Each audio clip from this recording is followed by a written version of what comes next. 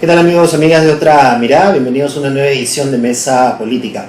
Nosotros continuamos analizando las investigaciones que se vienen realizando por el caso Lava Jato, específicamente en el tema de la reparación civil, este pago que tiene que hacer la empresa Odebrecht para resarcir al Estado peruano.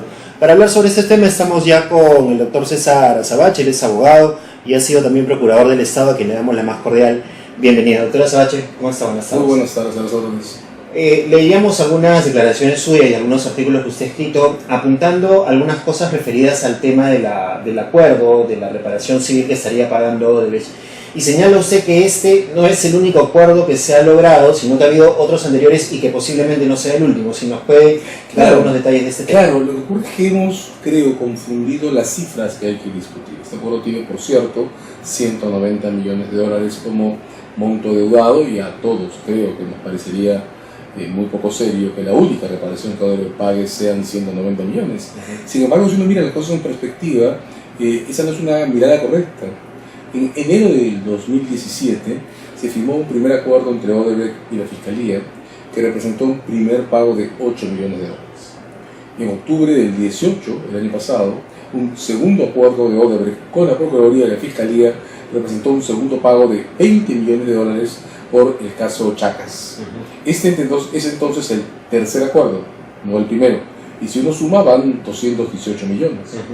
Además de esto, todos sabemos que los casos penales, los daños los pagan todos los responsables, pero además cualquiera de ellos. Hay embargos de la Procuraduría contados por hasta 60 millones de dólares a personas naturales y a otras empresas que no son Odebrecht, sino socios de Odebrecht. Sumemos entonces 190 más 20, más 8, más 60 más. Son 278 millones puestos ahora sobre la mesa. Ahora, sí es verdad, esto hay que decirlo, que el tercer acuerdo, tiene un defecto que tendrá que resolverse de aquí a la audiencia de aprobación que tendrá que hacerse ante un juez. ¿Cuál es el defecto que tiene? Ese defecto es la falta de intereses. El único acuerdo de un plazo tan largo, este tiene 15 años, comparable en el hemisferio, por cierto, el acuerdo del Brasil, 23 años. El acuerdo de Brasil es por una cantidad bastante más alta de dinero, son 1.200 millones de dólares, contando los intereses.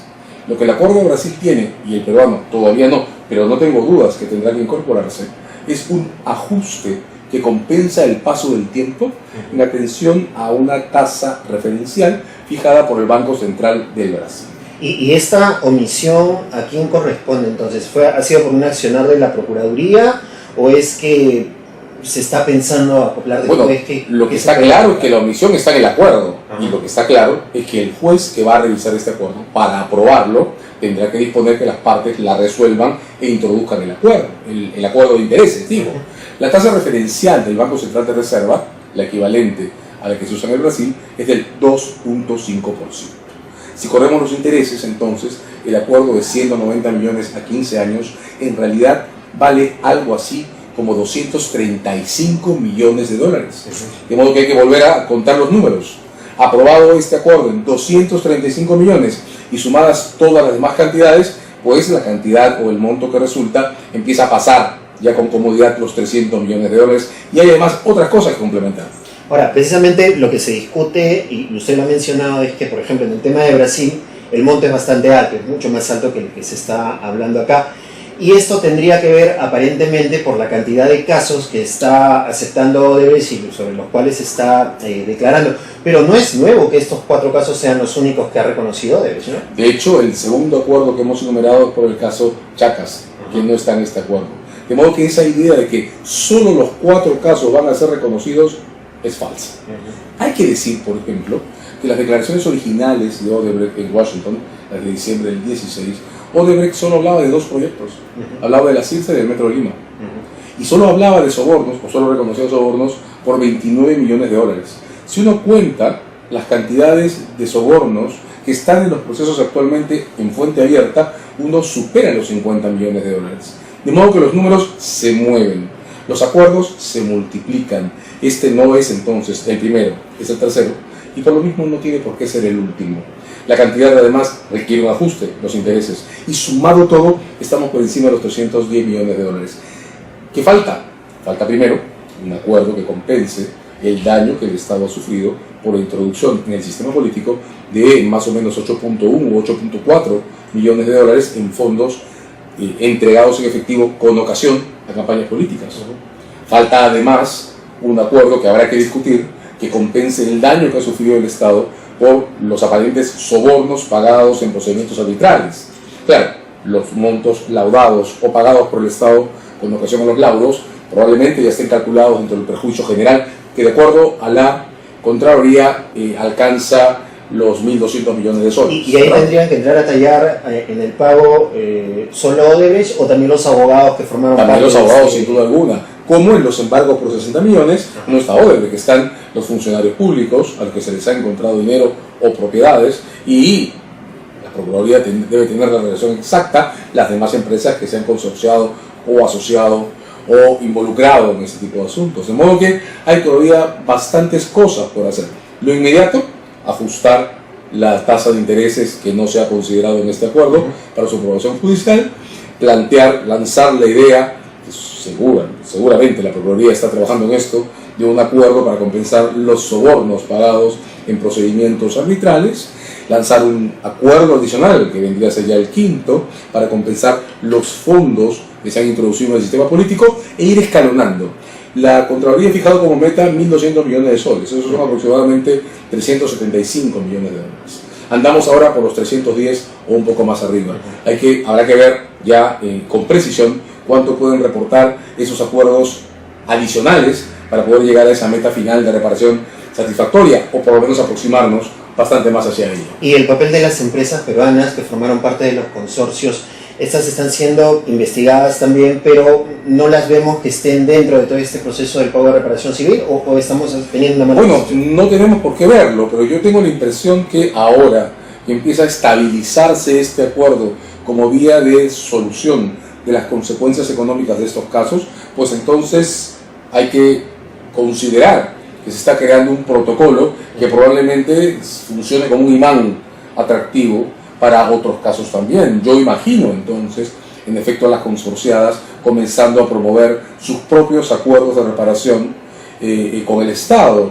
Imagino además que casos tan serios como el de la Cruz de la Construcción, que ahora está involucrando una sospecha por cerca de 17 millones de dólares pagados en sobornos en el periodo del presidente Humala, tendrá que aproximarse también a una solución rápida. Creo que lo mejor que nos da este acuerdo, con todas las incomodidades que sin duda produce tener que negociar con una empresa involucrada en crímenes, creo que lo mejor que nos da es crear un protocolo que nos permita ya empezar a separar las consecuencias económicas de estos casos de los largos e inevitablemente tediosos procedimientos judiciales en los que deben discutirse las penas y las condenas, ¿no? A manera de instrucción didáctica, ¿cuál es el procedimiento que sigue ahora? Porque tenemos a los procuradores que ya están viajando a recoger testimonios, han estado en Andorra viendo también otros temas, a los fiscales, perdón, viendo estos temas. ¿Cuál es el procedimiento que sigue? O sea, tenemos este acuerdo que aparentemente ya estaría firmado, tenemos a los fiscales viajando para recoger las declaraciones. ¿Cuál es el camino que debe seguir el acuerdo? Bueno, las evidencias, que son más importantes que los testimonios, aunque probablemente menos atractivas comunicacionalmente, van a permanecer embargadas, es decir, imposibilitadas de ser utilizadas hasta que el Poder Judicial apruebe el acuerdo. Entre los 190 millones, los dos anteriores ya están aprobados. Una vez que el acuerdo se apruebe, la evidencia va a ser liberada. Y eso significa que probablemente las fiscalías adquieran otro impulso para poder cumplir las metas de las acusaciones que lleven la parte principal de esos casos. ¿Y cuándo se está resolviendo ese acuerdo a nivel del Poder Judicial? Bueno, va a depender de cómo se ajusten los cronogramas luego del incidente que se produjo en diciembre-enero con el intento de remoción de los fiscales Vela y Pérez. Probablemente, yo espero que hacia finales de marzo o abril se pueda producir esta audiencia. Hay que tener en cuenta que esa audiencia es reservada. Y es reservada porque para poder decidir sobre el equilibrio de este acuerdo, el juez va a tener que escuchar información que sin embargo está embargada. De modo que tampoco esperemos tener un debate abierto y público sobre el contenido de esas evidencias. Esas evidencias, a esto tiene derecho Odebrecht, tienen que permanecer protegidas hasta que el acuerdo se apruebe. Y luego tampoco es que va a haber una conferencia de prensa para mostrar las joyas de la corona. Lo que va a haber es un procedimiento de aceleración de las acusaciones en el que vamos a empezar a notar que la Fiscalía tiene más información, más fuentes y más pruebas que las que tenía antes de esa audiencia. O sea, toda esta documentación de la que se está hablando del MyWebDay y toda esta información de los códigos y los nombres de los funcionarios quedaría reservada, guardada, y los fiscales no podrían usarla hasta que se apruebe el acuerdo judicial. Ese es el proceso. Es exacto. ¿Qué sale la que se encarga de eso? ¿O qué instancia de judicial? Bueno, esto se va a sortear aleatoriamente. Todavía no hay una decisión sobre qué juez va a encargarse de esto y bueno, además todos somos testigos. En este momento hay una serie de ajustes inevitables en la Sala Penal Nacional luego del incidente lamentable, por cierto, que se registró con la competencia del juez Concepción Carguancho. De modo que esto se resolverá de aquí a marzo, no hay tiempo para hacerlo y no dudo que se resolverá en términos óptimos. Ya para terminar, de manera de opinión personal, ya que menciona el juez Concepción Carguancho, ¿es adecuada la situación en la que se encuentra? ¿Está bien recusado de la sala? Bueno, esto no es adecuado porque nunca debió pasar. Sin embargo, ocurrió. Puede no gustarnos, a mí lo personal no me gusta que el juez Concepción Carguancho no esté al frente de las audiencias de estos casos, pero no todo tiene que gustarnos. Pero legalmente, digamos, por supuesto, es una situación... en el margen de lo respetable judicialmente, esta es una decisión que hay que respetar o considerar como equilibrada y tomada por una sala que, más allá de preferencias subjetivas de uno o de otros, ha demostrado ser razonable y suficientemente asentada como para tomar decisiones. Es muy importante en olas de este tipo tener completamente claro que no todo lo que ocurre en los tribunales nos va a gustar necesariamente. Y en el caso de los fiscales Pérez y Vela, ¿ellos deben continuar hasta el final del proceso? Bueno, de hecho, Pérez y Vela han mostrado tener un liderazgo indiscutible en esto. Puedo mantener discrepancias, de hecho yo litigo, tengo algunos casos en discusión en el despacho del fiscal Pérez también, pero eso no me impide decir que el liderazgo que tienen al frente de la lucha de la Fiscalía en estos casos es de respeto. Y si hay que ganarles en alguna situación, pues hay que discutirlo en tribunales, no por debajo de la mesa y no con estratagemas que intenten removerlos de una posición que creo que se han ganado con justicia. Muy bien, doctora Sabache, muchas gracias por conversar con nosotros, por la claridad también en el tema y seguramente estaremos dialogando más adelante. Encantado, muchas gracias. Era César Azabache, ex procurador del Estado, abogado, quien estuvo conversando con nosotros. Pueden ver esta entrevista en nuestra página web www.otramirada.p y recuerden que nos encuentran en redes sociales también como Otra Mirada.